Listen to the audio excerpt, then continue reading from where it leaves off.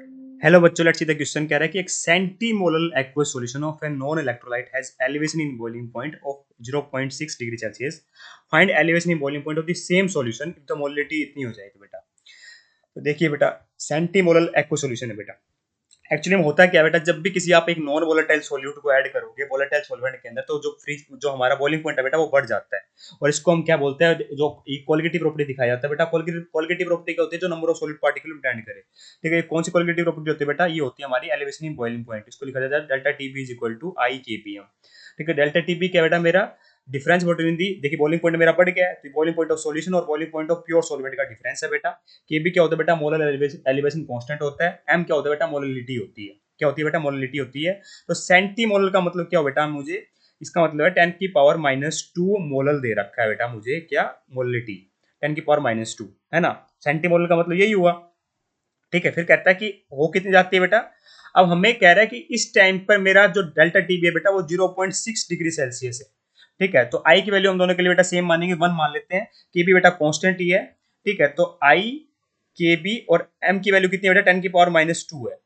ठीक है, तो ये क्वेश्चन नंबर 1 बोल दो इसको। फिर कहता है कि बताइए एलिवेशन बॉइलिंग पॉइंट कितना होगा, तो हम उसको एक्स मान लेते हैं बेटा दूसरी सिचुएशन में।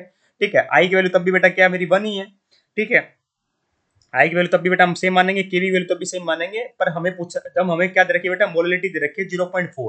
अब क्यों बेटा, मोल पर केजिंग दे रखी है, उस टाइम दे रखी है 10 की पावर -2। सेंटीमोल का मतलब होता है 10 की पावर -2। इस बात का अपने को ध्यान रखना है। ठीक है, मुझे पता है क्योंकि 1 मीटर में बेटा मेरे 100 सेंटीमीटर होता है ना। 1 मीटर में 100 सेंटीमीटर होता है, तो 1 सेंटीमीटर को मीटर में चेंज करूंगा तो कितना आ जाएगा बेटा, 10 की पावर -2 मीटर आ जाएगा। बस मैंने ऐसे यूनिट में लिया है। अगर ऐसे सेम बेटा सेंटीमीटर का मीटर में कन्वर्ट हो सकता है, तो बेटा मोलरिटी का भी कन्वर्ट हो सकता है। ठीक है, क्या आया फिर 10 की पावर -2 मोलल आ गया। तो यहाँ पे 0.4 मोलल आ गया बेटा। ठीक है, तो ये आ गई क्वेश्चन नंबर 2। दोनों को डिवाइड कर दो। डिवाइड, हमें x की वैल्यू निकालनी है ना। डिवाइड इक्वेशन 1/2, डिवाइड इक्वेशन 1/2, ताकि हमें पता चल जाए कि x की वैल्यू कितनी है। तो कितना आ जाएगा बेटा, 0.6 डिवाइड बाई x। आई से आई कट जाएगा बेटा, केबी से केबी कट जाएगा, ऊपर आ जाएगा 10 की पावर -2, नीचे आ जाएगा बेटा 0.4।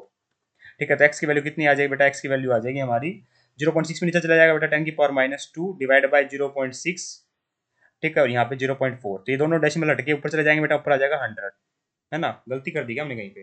नहीं, गलती तो नहीं कर सकते हम। अच्छा अच्छा, हाँ गलती कर दी हमने। गलती पता क्या कर दी हमने, क्रॉस मल्टीप्लाई करना चाहिए था ना हमें, उल्टा लिख दिया हमने। ठीक है, क्रॉस मल्टीप्लाई करो ना बेटा। तो 0.6 इंटू में 0.4 डिवाइड बाई 10 की पावर -2 ऐसे होगा ना। It is equal to x. ठीक है, अब इसको सोल्व कर लेते हैं बेटा। तो ये डेसिमल हटाओ, ये डेसिमल हटाओ, 3 से आ जाएगा बेटा मेरा 100। और ये 10 की पावर -2 और 100 कट जाएगा बेटा, तो कितना आ जाएगा, 6 इंटू 4 होता है 24। और एक्स क्या था बेटा मेरा, डेल्टा टीबी था ना बेटा, तो 24 डिग्री सेल्सियस ये मेरा आ रहा है। यही हमसे पूछा गया था। Hence option number 2 perfectly correct है। I hope you understand the answer. Thank you so much.